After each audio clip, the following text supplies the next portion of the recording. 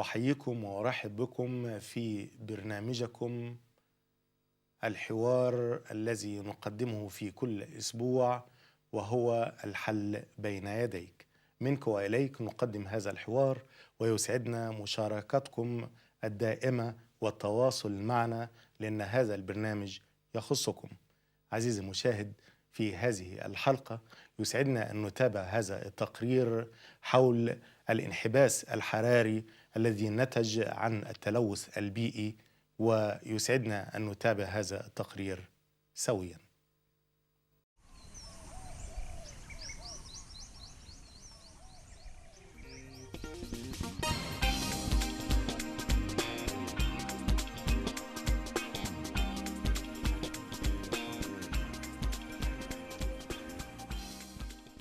The process of industrialization brings economic growth and prosperity to the society.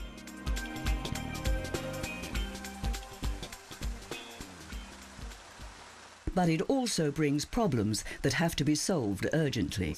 The chemical industry has little interest in reducing the volumes of the products they sell, because this directly reduces their revenues.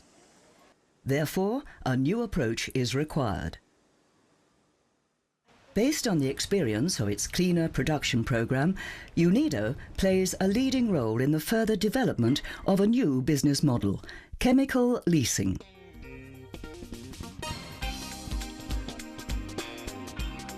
With chemical leasing, the focus is no longer on the sale of chemical products in terms of volume or weight. It shifts from the current practice of selling products to selling services with environmentally and economically sound benefits. The supplier of chemicals sells the function that the chemical product performs and takes over responsibility for the use of the chemical, its recycling and its treatment and disposal. This model directs the economic interests of all partners towards process optimization and sustainable chemical management. This leads to risk reduction for humans and environment and creates an economic win-win situation for both supplier and user.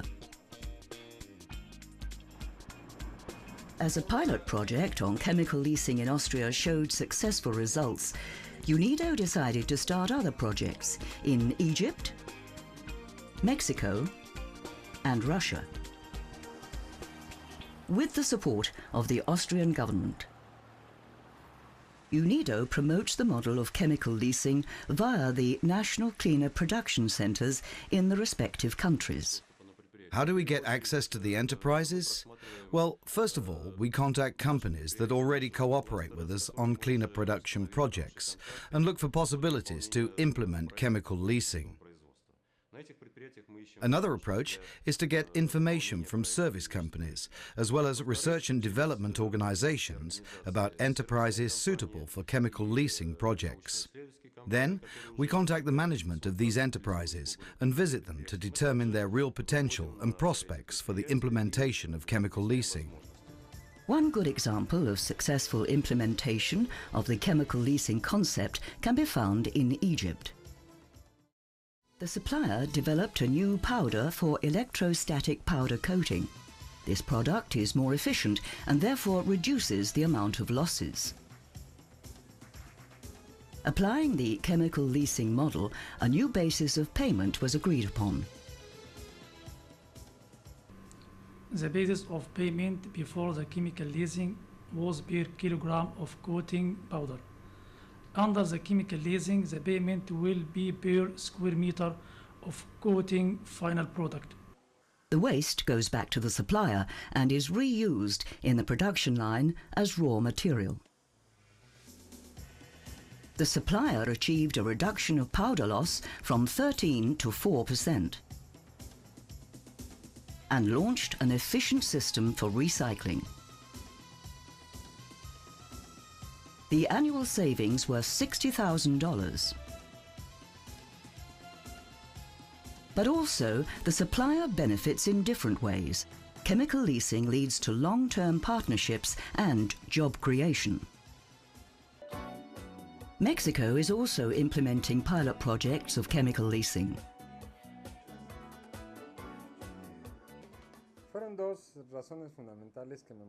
I had two important reasons to participate in this project.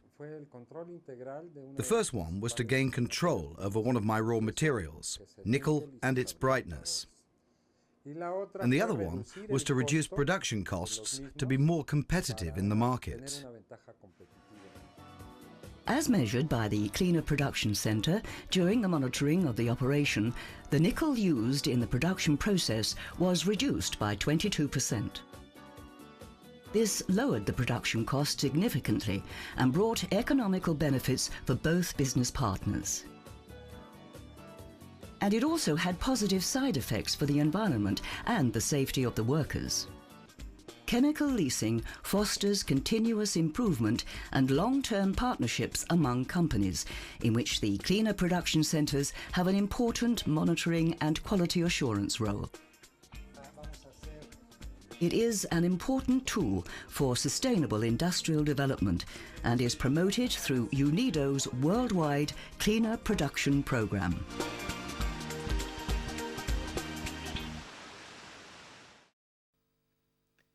وبعد أن تابعنا هذا التقرير ووجدنا مدى خطورة التلوث على البيئة ومما ينتج عنه زيادة في الارتفاع لدرجة الحرارة، في الحقيقة نجد أمامنا أنه العالم اتجه منذ أوائل هذا القرن إلى وضع العديد من الاتفاقيات والمعاهدات الدولية والبروتوكولات بهدف حشد الجهود الدولية لمعالجة القضايا ذات العلاقة بالبيئة.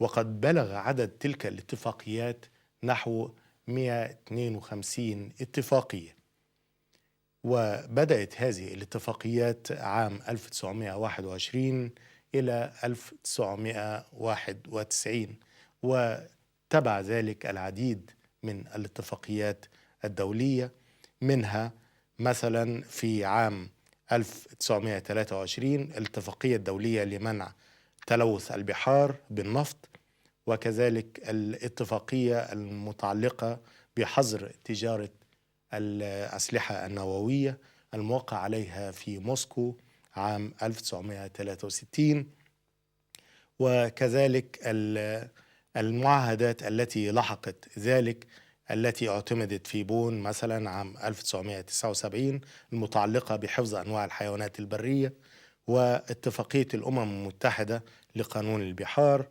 ووقعت كذلك في فيينا عام 1985 اتفاقية حماية طبقة الأوزون، واعتمدت في عام 1973 سايتس الخاصة بالإتجار الدولي في أنواع الحيوانات البرية المهددة بالانقراض.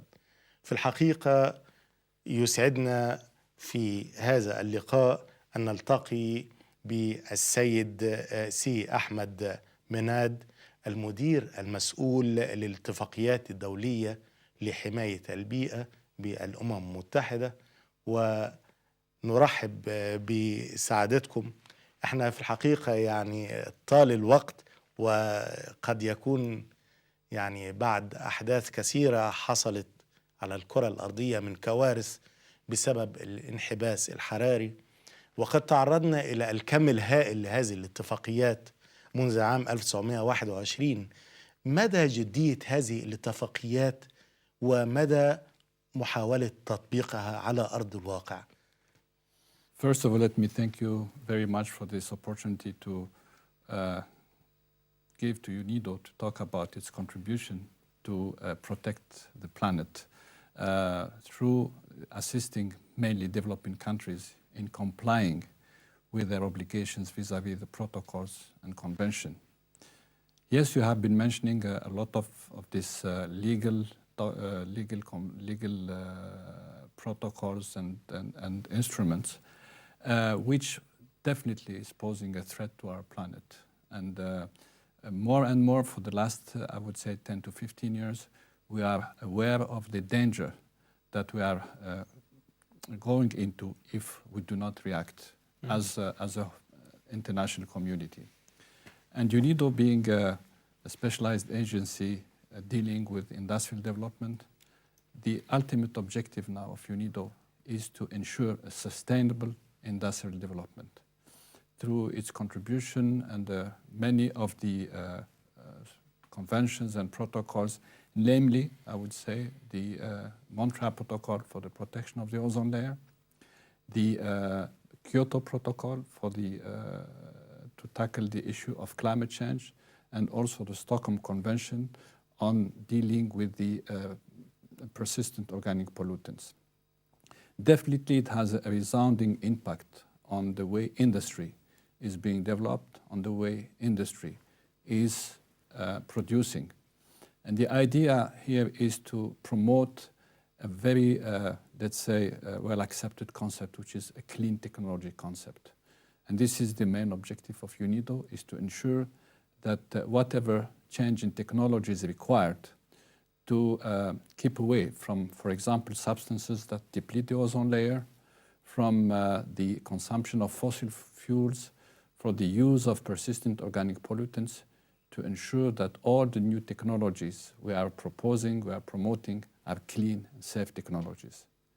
Moreover, talking about the concept of transfer of technology, to ensure that we are also transferring the most up-to-date technology to developing countries in order to be in line with the concept of clean technology around the world, especially in industrialized countries.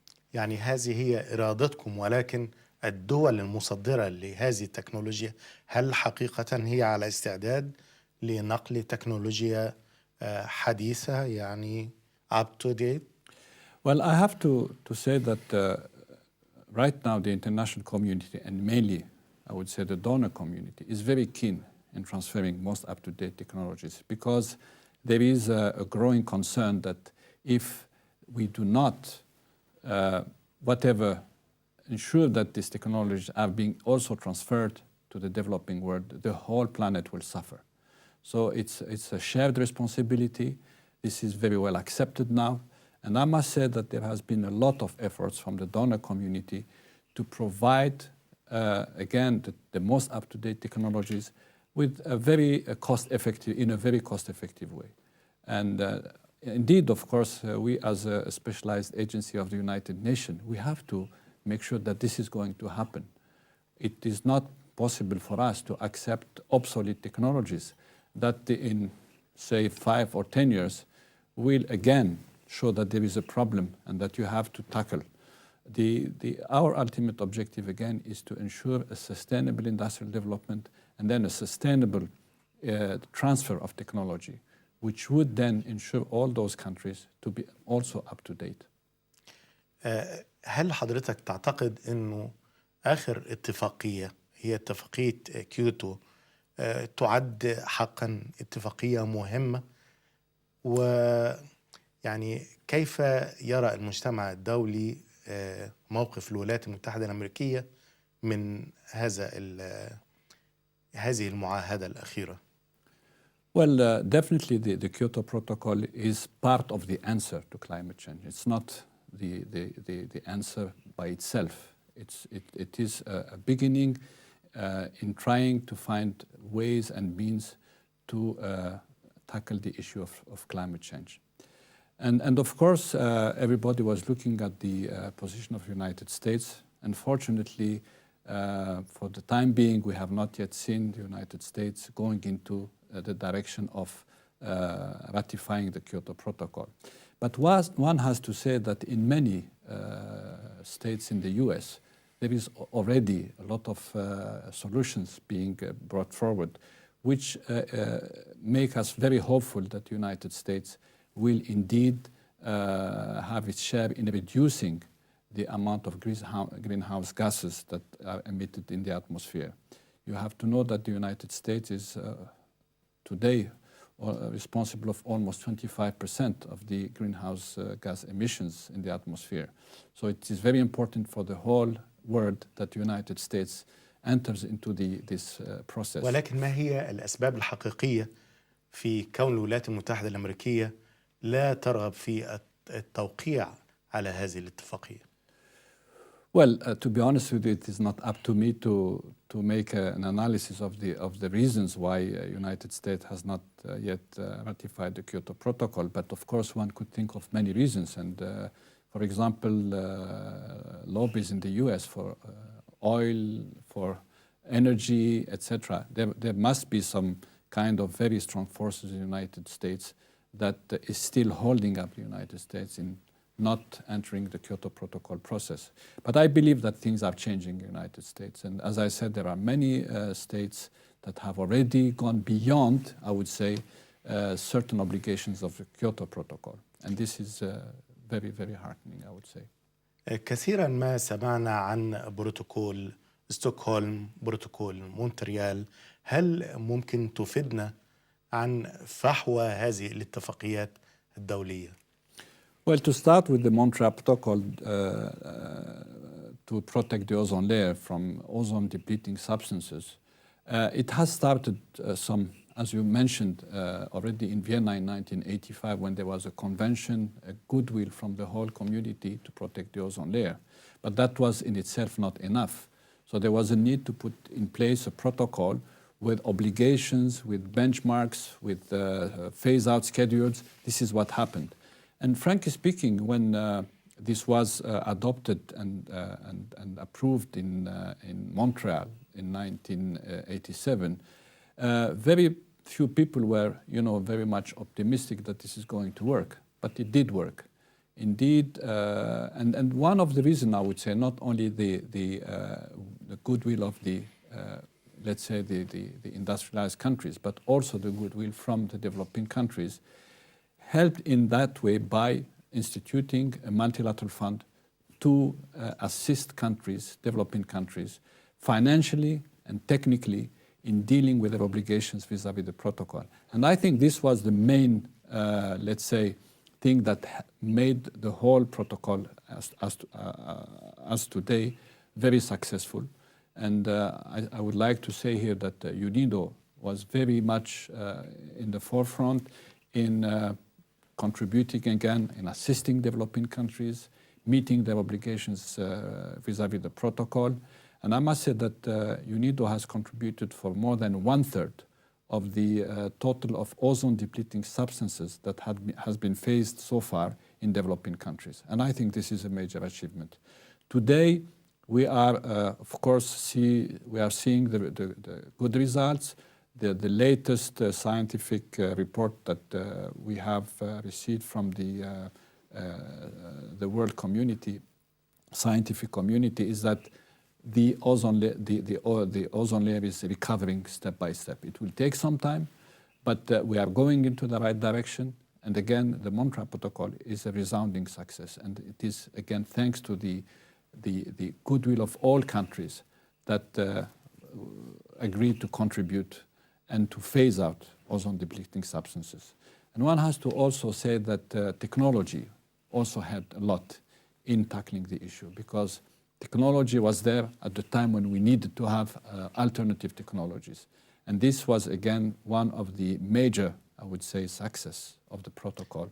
The technologies were available to replace ozone-depleting substances.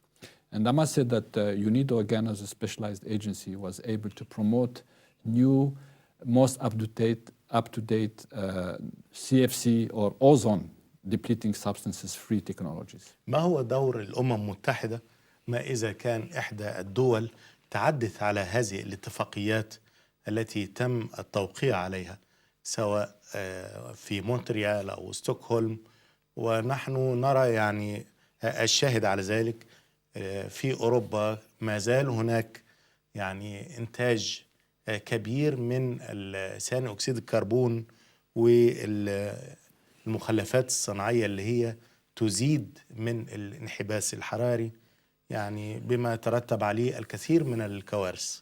Well, this is a very good question, because when we talk about Montreal Protocol, for example, a so-called implementation committee was established to look into the achievements of all countries in the world, how much they have phased out, whether they are in compliance or in non-compliance. So it has shown that globally the world community is in compliance. Of course, there are few shortcomings here and there, a few countries that are in non-compliance. which then allows the world community again to provide more assistance to those countries in order to make sure that they are in compliance. We have yet to see that same, let's say, procedure to be put in place. For example, for the Stockholm Convention, it's in good progress. The issue of having an implementation committee has been discussed last year, and it will be again discussed in Dakar in May this year. Kyoto Protocol, as you know, it's still something that needs to be enforced. It's still something that a lot of things have to be discussed. Yet again, we are going into the right direction. But I believe that there is a lot to do under Kyoto Protocol.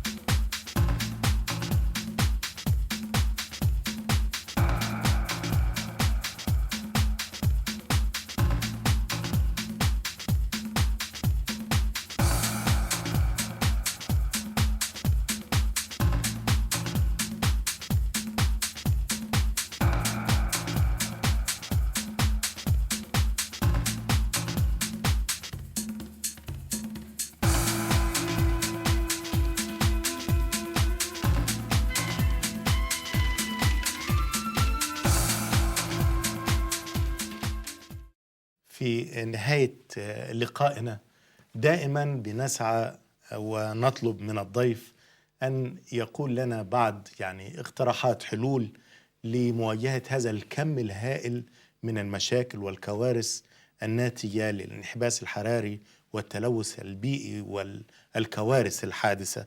ما هي اقتراحاتكم أو اقتراحات حلول من الممكن المجتمع الدولي يستطيع أن يواجه هذه المشكلة الكبرى مستقبلا؟ Well, I first believe that right now the international community is very much aware of the danger our planet is facing. And the last meeting that took place in Paris, experts released a report which is very alarming, I must say. Indeed, the issue of emission of greenhouse gases in the atmosphere is a real global problem, and the impact on the future of our planet is so huge that nobody today can ignore it. Definitely there is a need also to take into account all other threats to the environment, because I, for one, believe that climate change is not only due to greenhouse gases emissions, but to many other problems like deforestation, like the very rapid growth of the population in the world, which is of course has an impact on the consumption of natural resources, the shrinking of the natural resources all around the world, the large amounts of pollutants that are emitted into the atmosphere, into our rivers, into our oceans. This is a global problem that needs to be faced. But at the same time, it's not only enough that the international community is taking action, but action should be also taken at large by each one of us. Small actions can be done by each one of us daily, and this certainly will contribute to also having the decision makers, the big decision makers on our planet, to take very strong action. I think we cannot waste any more time. We have been contemplating for many years the issue. We have been talking about it. Many people did not believe that climate change is the major threat of our century and maybe the next one. And definitely that there is a need to take very strong action. And I believe now that we are going really into the right direction, because everybody is talking about it. There is not one single day you do not hear about issue related to climate change and how to face the problem. And this is what makes me very hopeful in the immediate future, that probably not only the technology will bring the solution, but also our, again, daily behavior towards that very, very threatening issue, which is climate change. هل تعتقد حضرتك الطاقم الذي يعمل معكم في الأمم المتحدة كافي لتتبع كل هذه المشاكل الإحاطة بها؟ أم أنتم ما زلتوا في حاجة إلى تزويد هذا الطاقم الذي يعمل معكم في الأمر المتعلق على الأقل في متابعة الاتفاقيات التي تم التوقيع عليها؟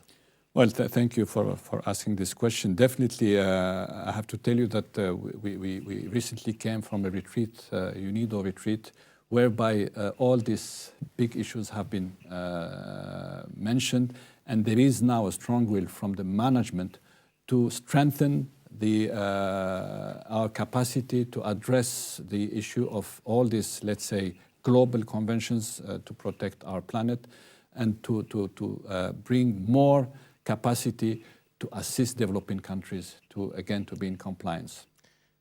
سي أحمد المدير العام للاتفاقيات الدولية لحماية البيئة في الأمم المتحدة، نحن نشكر حضرتكم وعلى أمل أن نلتقي في لقاء قريب إن شاء الله. السادة المشاهدين نشكركم على حسن الاستماع، على أمل موعد قريب، وإلى اللقاء. السلام عليكم ورحمة الله وبركاته.